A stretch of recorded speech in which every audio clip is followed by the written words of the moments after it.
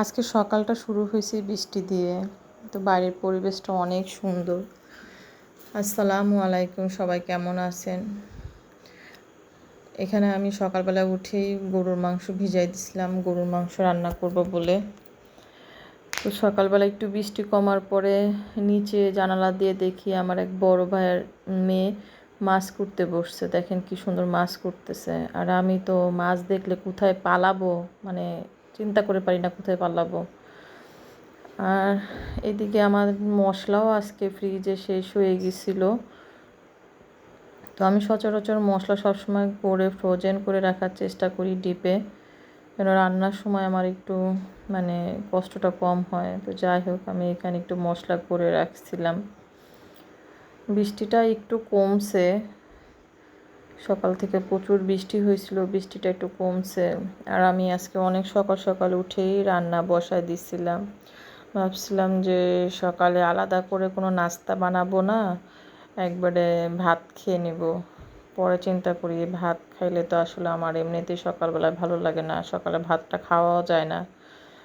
তাই রান্নাটা করে ভাবতেছি একটু আমি নাস্তাও তৈরি করে নেব। তো ওইদিকে আমি বেগুন রান্না করতেছি।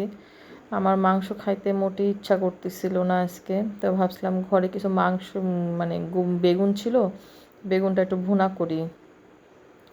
বেগুনটা ভুনা করব আমার নিজের জন্য, আর কোনো সবজিই ছিল না আজকে ফ্রিজে। তো বেগুন আর আলু ভেজে নিব আমি। আর এখানে দেখেন দুটো ডিম ছিল, ডিম দুটো সিদ্ধ করে নিছিলাম। আর এখানে এই যে আমি মশলাটা সুন্দর করে গরুর মাংসের সাথে কষা নেব রান্না করার জন্য। এখানে পরিমাণ মতো হলুদ, লবণ, জিরা, ধনিয়া, শুকনো মরিচ সব আমি দিয়ে নিয়েছি। আমি সবসময় জিরা, ধনিয়া, শুকনো মরিচ এগুলো বাসায় ব্লেন্ডার করে রাখি। আর এইদিকে আমি মানে বেগুনটা রান্না করে নিতেছি। আমি 2-3টা আলুও দিয়েছিলাম বেগুনে, আর 2টা ডিম দিয়েছিলাম, ডিম 2টা বেগুনে দিয়ে দিয়েছি। তো এখানে তো বেগুন রান্না হয়ে গেল। আমি এখন মাংসটা চাপাই নেব। যে মশলা সব কষানো হয়ে গেছে। আমি মশলাটা কষাই সাধারণত গরুর মাংস রান্না করতে পছন্দ করি। তাতে কি হয়, মানে আমার মনে হয় যে গরুর মাংস স্বাদটা একটু বেশি বাড়ে। অনেক আপুদের দেখি হাতে মাখায়ও মাংস রান্না করে না, আমিও করি মাঝে মধ্যে, কিন্তু এইভাবেই আমি পছন্দ করি মাংসটা রান্না করতে।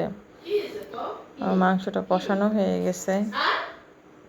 তো আমি সাইডে একটু গরম পানিও করে নিয়েছিলাম, যে গরম পানি দিয়ে রান্না করব।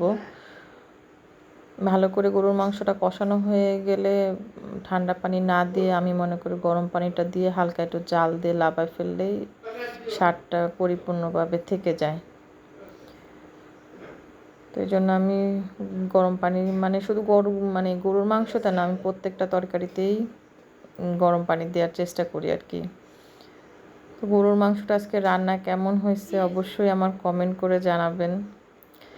আসলে কি হয়, অনেক আপুদের দেখি কোনো ভিডিও ফুললি দেখে না, একটু মানে থাম্বনেল আর আপনার ওই ভিডিওর টাইটেলটা দেখেই বলে দেয় দারুণ হয়েছে, এমন হয়েছে, স্বাদ হইবে, এটা সেটা। তো কী আর বলবো। আর এদিকে আমি মেয়ের জন্য পরোটা তৈরি করে নিয়েছিলাম, আমার আর মেয়ের জন্য, গরুর মাংস দিয়ে খাবো বলে। তো এখানে যে গরুর মাংসের মশলাটা দিয়ে মাংসটা লাবায় ফেললাম। তো কেমন হয়েছে জানাবেন, সবাই ভালো থাকবেন।